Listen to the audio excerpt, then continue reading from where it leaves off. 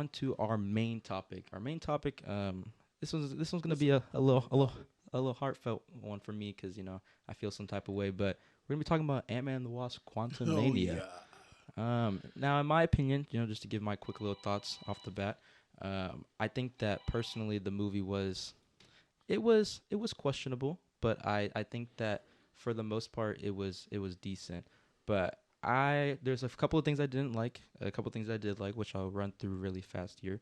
I think that Kang was definitely a highlight of that movie with ease. I think that he was the shining star. Jonathan Majors definitely plays that role very, Yeah. very nicely. Absolutely. And I think that I like the different aspects of how Ant Man plays off with each other. I think all the whole Ant Man family, like Cassie Ant Lang, family. yeah, the Ant fam. I think they play off each other really nicely. Ant Lee. Yeah, and I think that I think that they definitely roll off each other a lot really nicely. Like Cassie, I thought I wasn't gonna like her going into the movie, but I ended up really enjoying her. Yeah, It wasn't too bad. Yeah, It wasn't too campy. yeah, the trailers made her seem like she was gonna be like some rebel that's gonna mess everything up. But granted, obviously in the trailers you can see she is the reason why they got there without getting into too many spoilers. But I still feel like she definitely was a surprise character to me that I thought was pretty Yeah. nice.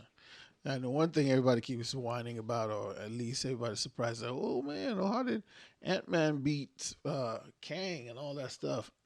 He didn't beat Kang. And also, if if you notice what, Yeah, I don't want to give it away. Won't get too deep, I don't give it obviously. away. But My bad, spoilers. But to be fair, if you have Yeah, not if seen you it haven't already, seen it already, I mean, it's been about a week, yeah, which is I another mean, thing that we're going to quickly touch on. But like after his thoughts, of course, if you can continue, how else did you feel about Ant-Man? I love the end credits.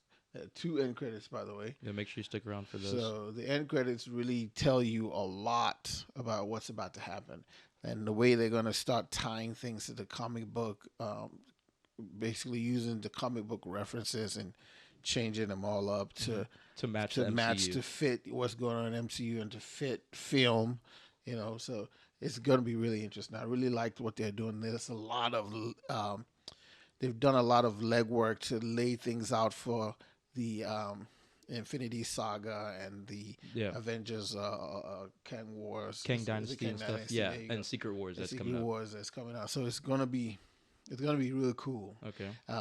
There's a good, maybe our next episode we'll touch upon this. What happens to Kang? Yeah. When you see the end credits, I think the last end credits will explain a lot of things that kind of mimics or works it like what happens in the comic books. Okay. So yeah, definitely we will probably touch on that one next episode for sure. I just there's a couple of things like outside of like Kang and Ant-Man that I liked in the movie. I liked to be fair, I wasn't the biggest fan, and obviously people know that MODOK is in the movie. Without giving too much away about him, I think that I think he was a solid addition to the movie. Yeah, it was really good. Like I liked how he was the butt end of every joke in the movie. I liked that a lot. I feel like he provided a the comic relief. Yeah, the comic relief is the better word. But yeah, I feel like so that's no spoilers. That's yeah, not a that spoiler. He's in MODOK is in the trailers. So yeah, so without, like I said, obviously without giving away too much about MODOK, he definitely is a character that I feel like audiences will enjoy to watch. Like MODOK. And another thing about Quantumania that I found to be interesting was the whole dynamic between Kang and Janet. I thought that Janet being the Cassie's the grandma, Wasp's mom, but I feel like their whole story of how they were there together, blah blah blah, like their past is really, it's interesting because it provides you background onto Kang, and you slowly get like a feel like this movie's. It really explores Kang as a character, and not only Kang as a character, but it also explores the quantum realm. Yeah, it gives you. This movie comes out almost like a Star Trekky, Star Wars type feel. Yeah, with the whole different scenes and creatures and stuff like that. And that was one thing that I felt like I didn't know if people. Yeah, I didn't know if audiences would have taken that well, because like the thing is, obviously, there's not really as much Star Wars fans as there was back then, but like I feel like now, going into that movie, I wasn't expecting that. Like when I saw the trailers, like I wasn't expecting it to be some mystical, strange world type thing. When I went into it, I was expecting like, okay, we're gonna see the quantum realm. It's gonna be Kang and his armies that are already there or something. But no, it was actually like a true like a space odyssey. Like Lost in Space. Yeah, like you were going. It's It kind was of like like different Lost in worlds Space. Yeah, over and over. So like I found that to be interesting. The colors in that movie too, like yeah, really nice. my eyes were just all over the screen because there was just so many neons Yeah, and bright yellows and different greens. colors. No, yes, definitely, definitely. And I feel like this movie does a lot for Kang going forward in the MCU, Yeah, because there was a lot of, I guess I would say, question mark after Loki, because he does appear in Loki as He Who Remains in the final episode of Loki, and I felt like it didn't that I feel like then you were like, okay, so he's already explained there's gonna be multiple variants of himself, different things like that.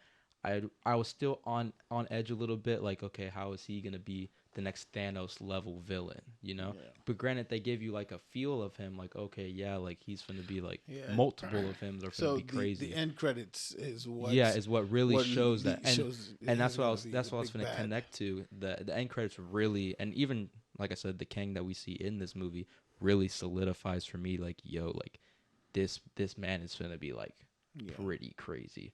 But that's- definitely that for and sure. then a lot of people are gonna be mad the way it ended, but don't forget, Kang is just a man. Yeah, He's just a simple man who's just happened to be a genius. yeah. Who just happened to be who he is. From the 31st century. So he Yes, has a lot of Nathaniel technology, has a lot of technology, a lot of smarts. So But yes, yeah. for sure. No, and I guess to put a final score on Ant-Man and the Wasp: Quantumania as a whole, for me, I'm gonna do it out of a scale of 10. I think although the movie had its good aspects, there was a couple of things that I disagreed with. Obviously, can't really say too much because of spoiler purposes, but I think the movie is a very enjoyable watch. Maybe it might be all over the place every now and then, or moves too fast with its pace. But I think out of 10, after thinking about it a lot more, I think I'll give it a solid 6. I wouldn't like I wouldn't put it low because At there's least a 7 or 8. because the 7.5 or because 8. the problem was a 6 for the MCU isn't bad by any means of the realm. Yeah, but I know. That's just how I feel about it. It makes you wonder sometimes why, especially. Okay, let's jump back all the way to Black Widow. Yeah, Black Widow is a spy. You would expect the movie to look like a James Bond Yeah-esque or a movie. Mission Impossible type movie. but It's had like had that but Marvel filter. yeah, is it what I just like to had call that it. too much Marvel filter. But I mean, Ant-Man and the Wasp didn't really have too much of that. But it just makes you wonder, why can't they just the comic books are so intricate and so deep. Why can't they just weave a more intricate story? Like, look at to me, uh, I'm drawing a blank. The Ten Rings, the one with Shang-Chi. Shang-Chi, Yeah, right? So Shang-Chi, with all those mystical stuff, towards the end, it just fell flat. yeah. You know, The I mean, final- then fighting the dragon and all that. Yeah, although that's cool. although altogether, I think Shang-Chi is definitely up there as one of the. Shang-Chi would have been better. The moment they hit Asia, or whatever it's Hong Kong or wherever they Yeah. were, that part should have been deeper. Yeah. They should have gone to different layers of either fighting. They didn't show too much of his skills because he spent half the time running, Yeah. you know, and then the other time he held back from hurting his sister, you know, and then his dad comes around. Oh, I knew they were gonna beat you up because Yeah. you could like no, they didn't challenge him as much, you know.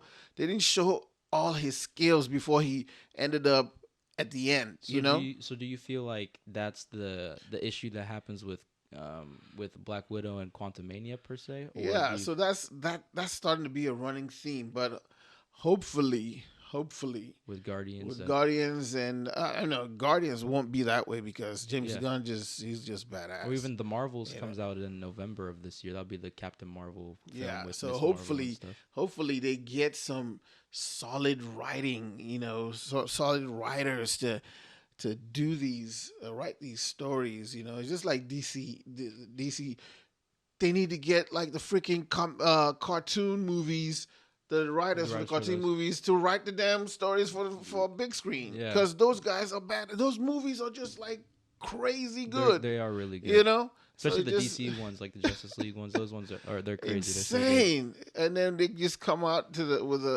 with a film and just go off flat. It's just Yeah. ridiculous. But No, I definitely. yeah. So, what would you say, all in all, your thoughts on Quantumania? What would you I put? like What it. ranking would you I put like on it. that? I'll give it a solid 7.5 to an 8.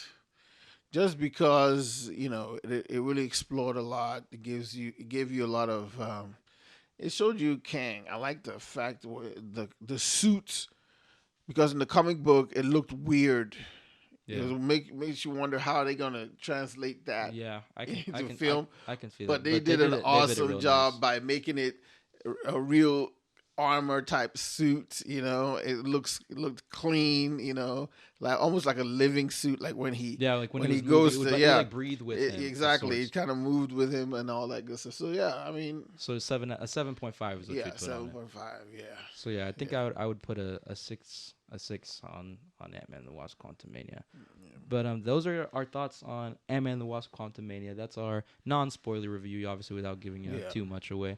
But let us know what you thought of the movie. Have you seen it? What did you think about it? Let us know in the comments. Let us know how you feel about Kang. How you feel like this affects the MCU moving forward. I feel like this was definitely a solid entry to the multiverse saga that they're starting. So yeah, go on and let us know in the comments below what your thoughts are. And look forward to our next video where we really go into what happened and a deeper dive. a deeper dive with it. But if you haven't seen it at that point, Then I mean, it's just sucks to be you. I don't know what to tell you at that point.